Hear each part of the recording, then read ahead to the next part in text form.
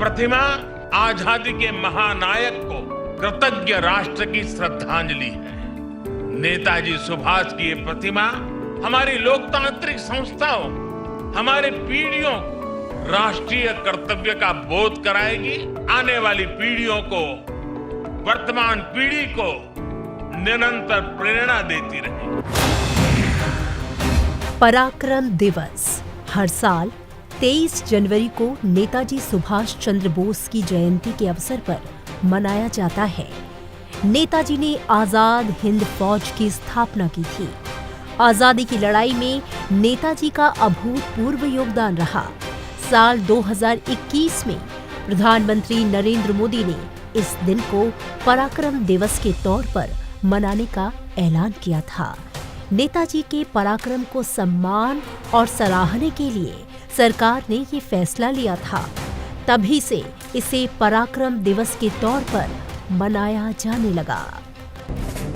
भारत मां के वीर सपूत नेताजी सुभाष की जन्म जयंती है। देश पराक्रम दिवस के रूप में इस प्रेरणा दिवस को मनाता है।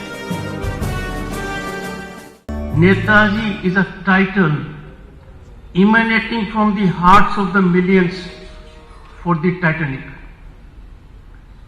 Union Government Gazette notification reveals it all. Parakram Divas decision was taken to honor and remember Netaji's indomitable spirit and selfless service to the nation. The Union government decided to celebrate Netaji's birthday on January 23 year after year as Parakram Divas with wholesome objective to inspire and motivate the people of this great country, especially the youth. हमारे नेताजी भारत के पराक्रम की प्रतिमूर्ति भी है और प्रेरणा भी है। आज जब इस वर्ष देश अपनी आजादी के 75 वर्ष में प्रवेश करने वाला है, जब देश आत्मनिर्भर भारत के संकल्प के साथ आगे बढ़ रहा है, तब नेताजी का जीवन, उनका हर कार्य, उनका हर फैसला हम सभी के लिए बहुत बड़ी प्रेरणा है।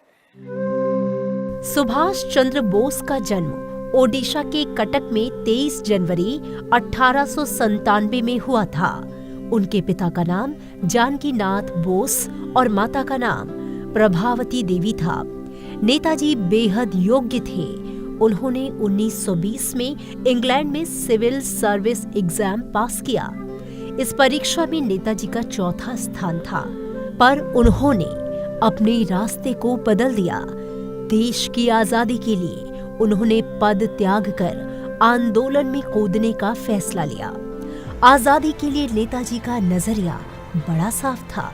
उन्हें पता था कि ये थाली में परोस कर नहीं मिलेगी, इसकी देशवासियों को कीमत चुकानी पड़ेगी। इसी के चलते उन्होंने आजादी के आंदोलन से युवाओं को जोड़ा।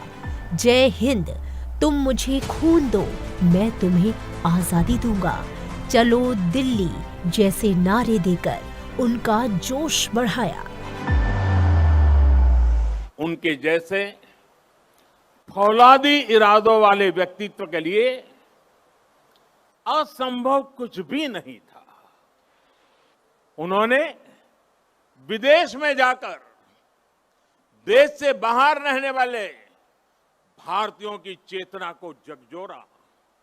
उन्होंने आजादी के लिए आजाद हिंद फौज को मजबूत किया। उन्होंने पूरे देश से हर जाति, पंथ, हर क्षेत्र के लोगों को देश का सैनिक बनाया। उस दौर में जब दुनिया महिलाओं के सामान्य अधिकारों पर ही चर्चा कर रही थी, नेताजी ने रानी झांसी रेजिमेंट बनाकर महिलाओं को अपने साथ जोड़ा। उन्होंने फौज के सैनिकों को आधुनिक युद्ध के लिए ट्रेनिंग दी, उन्हें देश के लिए जीने का जज्बा दिया, देश के लिए मरने का मकसद दिया। नेताजी ने कहा था, भारत डाक से रोकटो डाक दिए छे रोकतो के ओठो दांडाओ आमोदेर नोस्टो करार मतो सोमोय नोय। अर्थात भारत बुला रहा है, रक्त रक्त को आवाज दे रहा है, उठो, हमारे पास अब गंवाने के लिए समय नहीं है। 2021 से पहले तक 23 जनवरी को सुभाष चंद्र बोस जयंती के नाम से मनाया जाता था, पर 2021 में प्रधानमंत्री नरेंद्र मोदी ने इसे लेकर एक अहम फैसला लिया। आजादी में नेताजी के योगदान के मद्देनजर पीएम मोदी ने इसे पराक्रम दिवस के रूप में मनाने का ऐलान किया। इसके बाद से हर साल नेताजी की जयंती को पराक्रम दिवस के रूप में मनाया जाने लगा। साल 2021 में पराक्रम दिवस का उद्घाटन समारोह कोलकाता के विक्टोरिया मेमोरियल हॉल में हुआ था। साल 2022 में इंडिया गेट पर नेताजी की होलोग्राम प्रतिमा का अनावरण किया गया था। वहीं 2023 में अंडमान और निकोबार द्वीप समूह के 21 सबसे बड़े अनाम द्वीपों का नाम 21 परमवीर चक्र पुरस्कार विजेताओं के नाम पर रखा गया था। उन्होंने संकल्प लिया था, भारत की जमीन पर आजाद भारत की आजाद सरकार की नींव रखेंगे। नेताजी ने अपना ये वादा भी पूरा करके दिखाया। उन्होंने अंडमान में अपने सैनिकों के साथ आकर तिरंगा फहराया। जिस जगह अंग्रेज देश के स्वतंत्रता सेनानियों को यातनाएं देते थे, काला पानी की सजा देते थे, उस जगह जाकर उन्होंने सेनानियों को अपनी श्रद्धांजलि दी थी। वो सरकार अखंड भारत की पहली आजाद सरकार थी। It is also important that the country recognizes him as a son of India in another way. Netaji unfortunately did not live to see India free. And that was his dearest wish. He was willing to sacrifice everything for that. And it was not to be that he would set foot on the soil of free India. So it is my wish that at least his remains will return to his motherland and will find a final resting place there. I think the present government in a number of steps, for example, in declassifying an important, or let's hope the last part of the files on Netaji, and also recognizing the contribution of INA veterans, of renaming again the Andaman and Nicobar Islands, recognized Netaji's contribution. Netaji ने अंग्रेजों की गुलामी से देश को आजाद कराने में अहम भूमिका निभाई। साथ ही अपने क्रांतिकारी विचारों से देश के युवाओं में आजादी के लिए जल रही ज्वाला को और तेज किया। सुभाष चंद्र बोस की जयंती ही नहीं, हर दिन उनके योगदान को याद कर हमें उन्हें नमन करना चाहिए। नेताजी का जीवन परिश्रम ही नहीं, पराक्रम की भी पराकाष्ठा है। नेताजी ने भारत की आजादी के लिए अपने सपनों, अपने आकांक्षाओं को तिलांजलि दे दी। वे चाहते तो अपने लिए एक अच्छा जीवन चुन सकते थे, लेकिन उन्होंने अपने सपनों को भारत के संकल्प के साथ जोड़ दिया। नेताजी देश के उन महान सपूतों में से एक थे जिन्होंने विदेशी शासन का सिर्फ विरोध ही नहीं किया, बल्कि भारतीय सभ्यता पर सवाल उठाने वालों को भी जवाब दिया। नेताजी सुभाष चंद्र बोस के विचारों पर गौर करें तो वो कहते थे, एक व्यक्ति किसी विचार के लिए मर सकता है, लेकिन वो विचार उसकी मृत्यु के बाद हजारों लोगों के जीवन में अवतरित होगा। हमें हमेशा उच्च विचार पैदा करते रहना चाहिए, क्योंकि उच्च विचारों से कमजोरियां दूर होती हैं। इसके बाद वो कहते हैं कि याद रखें, सबसे बड़ा अपराध अन्याय सहना और गलत के साथ समझौता करना है। मैंने जीवन में कभी भी खुशामद नहीं की। दूसरों को अच्छी लगने वाली बातें करना मुझे नहीं आता। हमारा सफर कितना ही भयानक, कष्टदायी और बदतर हो, लेकिन हमें आगे बढ़ते रहना ही है। सफलता का दिन दूर हो सकता है, लेकिन उसका आना तय है। सफलता की नींव हमेशा असफलता से होकर गुजरती है। अगर आपको किसी के सामने कुछ समय के लिए झुकना भी पड़े, तो वीरों की तरह झुकना। समय से पूर्व की परिपक्वता अच्छी नहीं होती, चाहे वो किसी वृक्ष की हो या व्यक्ति की, और उसकी हानि आगे चलकर भुगतनी होती है। आशा की कोई ना कोई किरण होती है जो हमें कभी जीवन में भटकने नहीं देती। मुझे कोलकाता में उनके घर जाने का सौभाग्य मिला था। नेताजी से जुड़े स्थान पर उनकी जो अनंत ऊर्जा थी, मैंने उसे महसूस किया। आज देश का प्रयास है कि नेताजी की वो ऊर्जा देश का पथ प्रदर्शन करे। कर्तव्य पथ पर नेताजी की प्रतिभा इसका माध्यम बनेगी। देश की नीतियों और निर्णयों में सुभाष बाबू की छाप रहे, ये प्रतिमा इसके लिए प्रेरणा स्रोत बनेगी। भारतीय राष्ट्रीय सेना या आजाद हिंद फौज नेताजी सुभाष चंद्र बोस ने 1943 में भारतीय राष्ट्रीय सेना या INA की स्थापना की, जिसे लोकप्रिय रूप में आजाद हिंद फौज के नाम से जाना जाता है। शुरू में 1942 में रास बिहारी बोस द्वारा गठित किया गया था।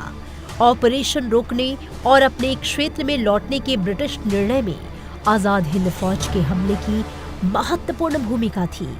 अंततः इससे भारत को आजादी दिलाने में मदद मिली। सुभाष चंद्र बोस ने सेना से कहा, हमारे सामने एक गंभीर लड़ाई है, क्योंकि दुश्मन शक्तिशाली, बेईमान और निर्दयी है। आजादी की इस अंतिम यात्रा में आपको भूख, अभाव, जबरन मार्च और मौत का सामना करना पड़ेगा। जब आप ये परीक्षा पास कर लेंगे, तभी स्वतंत्रता आपकी होगी। आजाद हिंद फौज ने भारत में स्वतंत्रता लाने के लिए कई लड़ाइयां और संघर्षों में हिस्सा लिया। ये सब सुभाष चंद्र बोस की उच्च बुद्धिमत्ता के कारण ही संभव हो सका। नमन करता हूं उस मां को, प्रभा देवी जी को, जिन्होंने नेताजी को जन्म दिया। नेताजी सुभाष, जिन्होंने हमें स्वाधीन और संप्रभु भारत का विश्वास दिलाया, जिन्होंने बड़े गर्व के साथ, बड़े आत्मविश्वास के साथ, बड़े साहस के साथ अंग्रेजी सत्ता के सामने कहा था, मैं स्वतंत्रता की भीख नहीं लूंगा, मैं इसे हासिल करूंगा। जिन्होंने भारत की धरती पर पहली आजाद सरकार को स्थापित किया, उन्होंने मातृभूमि के कण कण को अपना सब कुछ माना था। उन्होंने भारत मां की रक्षा के लिए अपना सर्वस्व न्योछावर कर दिया था। देश का ऐसा कोई हिस्सा नहीं है जो नेताजी को नमन न कर रहा हो, उनकी विरासत को संजो न रहा।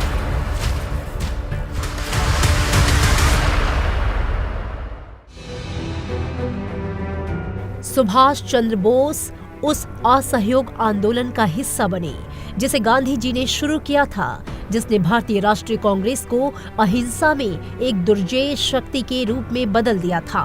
बोस को गांधी जी से बंगाली राजनेता चित्तरंजन दास के लिए काम करने की सलाह मिली। बोस ने वहां एक पत्रकार, युवा शिक्षक और बंगाल कांग्रेस के स्वयं सेवक कमांडर के रूप में काम किया। 1924 में उन्हें कलकत्ता नगर निगम का मुख्य कार्यकारी अधिकारी नियुक्त किया गया था और दास मेयर बनाए गए। उन्होंने स्वराज समाचार पत्र की स्थापना की।